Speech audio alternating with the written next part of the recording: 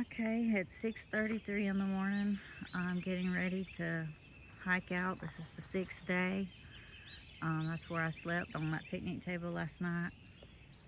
And last night was by far the hardest night that I've had. I just could not sleep. I guess being so close to home, I was eager to get home. Everything just seemed noisier. I saw those lights of those alligators, and that spooked me, even though I'm way up here. This is a steep, I don't know if this is blurry or not. I'm across, there's the railroad bridge.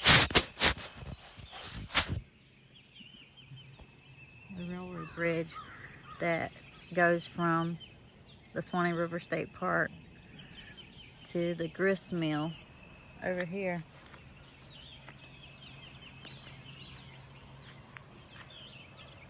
Can't see it, it's too dark, but anyway, and too many bushes.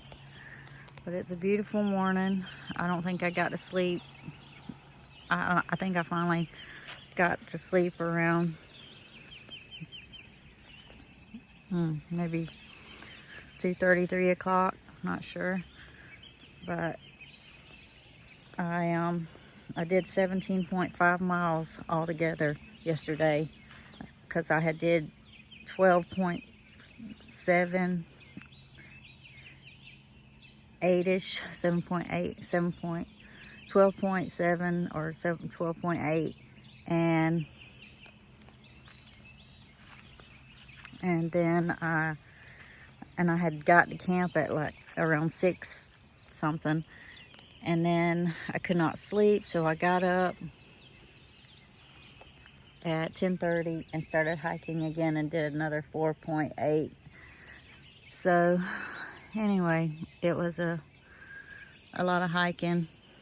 Feet really bothering me, and when I came here I was in such pain that, because I've been over trying to protect the blister on my heel, which I've tried to take care of, but it just keeps getting worse. Or it has, so I'm not claiming that. But so it's made me not use my, I've not walked my normal walk, and so I'm kind of, it's making my ankle hurt. So I am in a lot of pain, and so I'm so thankful to get to go home today. It's probably not going to be it's not, even though I'm right here at Madison County's door, or pretty much in Madison County, it's still, to the place where I'm supposed to get off trail is still quite a hike. And so I'm going to go as far as I can, and send my location to Beto, and he's going to come get me when he wakes up from his nap. He just got off work. So anyway, today is April 29th, 2023. And this has been my Suwannee section hike. It's been a lot of fun. It's been beautiful. It's been tough. I feel like I've grown, and really I see how easy it is, how easy it is for us to focus on our fears instead of our faith. And and we have to constantly remind ourselves that, you know what, greater is he that's in me than he that is in the world, and I can do all things through Christ which strengthens me. And he promised to never leave me nor forsake me, and he lives in me. The greater one lives in me, so I can do hard things. I'm an overcomer by the blood of the Lamb, by the word of my testimony, and I don't shrink back in fear. I don't shrink back from death. I am going forward. And so Anyway, I'm fixing to get me some caffeine and some stuff to help me wake up, get my shoes on, and I'm gonna head out. So I don't know how much I'll talk to you today, but anyway, have a great day.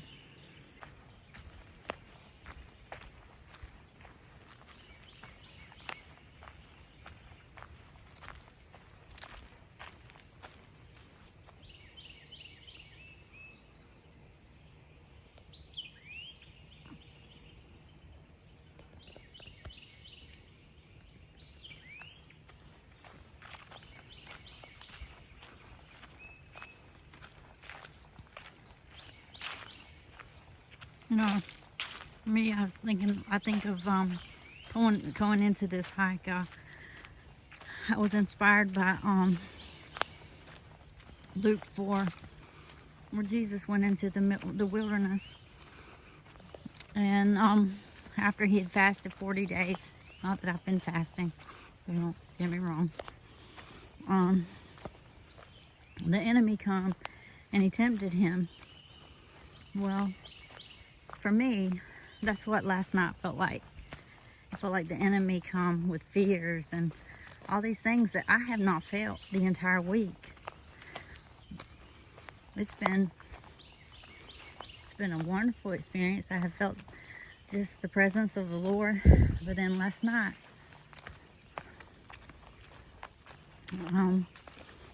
it was by far the hardest night. And I mean, I've hurt and everything on other nights because you're pushing your body beyond what's normal for you. Anytime you push yourself beyond what's your norm, there's going to be some pain involved, I believe. But I believe that this is like those opportunities for growth and learning that God is there for us. Another scripture he gave me before coming out here was in Psalm 139 about the darkness and the light being the same to him. It doesn't matter what circumstances you're going through. He's in those. I mean, he's there for you, even though sometimes we can't see him. I just lost my mom in February after she died. After she found out in April of last year that she had colon cancer.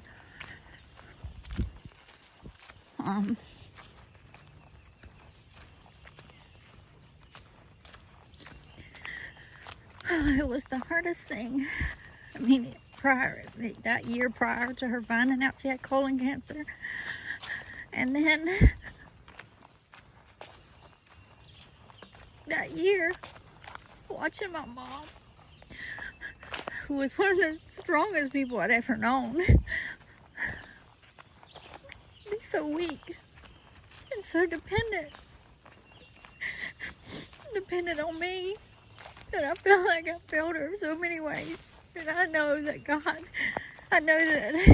she has not holding that against me. I've asked Jesus to tell Mom I'm sorry for the way I failed her.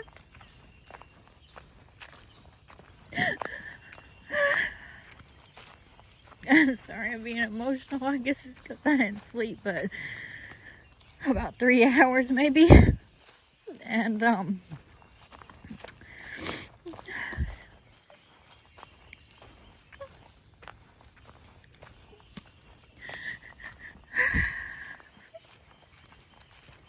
it's just hard losing my mom and watching her suffer. And I know I can have peace because I know where she's at, and I know she's not suffering anymore. And you know, that's not those old cliche people say. It's true. I know where my mom is, and I do have peace with that. I mean, but that was just a hard season that I've just come out of. And I'm getting used to her not needing me. And it's just a whole new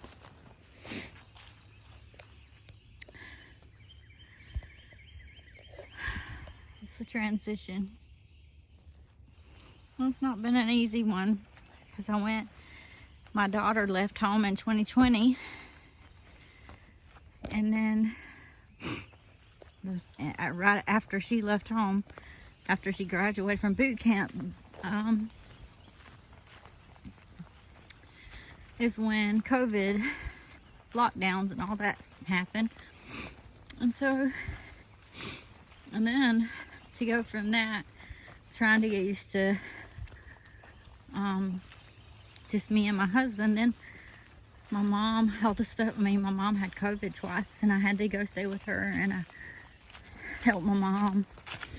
My sister helped a lot too, but she didn't live right next door, so it was easier for me. And she worked full time, taking care of her family. And I don't work, so it was naturally my place. But it was getting used to going from your kids leaving home to your mom getting sick, and then suddenly she died. And I, in my mind, she wasn't supposed to die. She was supposed to get better. And I'm not saying that I don't trust God and I don't believe fully that God heals. I do. So don't take, if you're taking that from this, that's absolutely not what I believe. But I believe that sometimes He says it's time for them to come home, and that was the case with my mom. He told me she was coming home, and I believe He told me that because He's my daddy, He's my friend, and He was preparing me so I could let her go. Because actually the week before she died, she had been in the hospital. She had been at home, and she could barely eat, get out of bed. And we had had a little argument.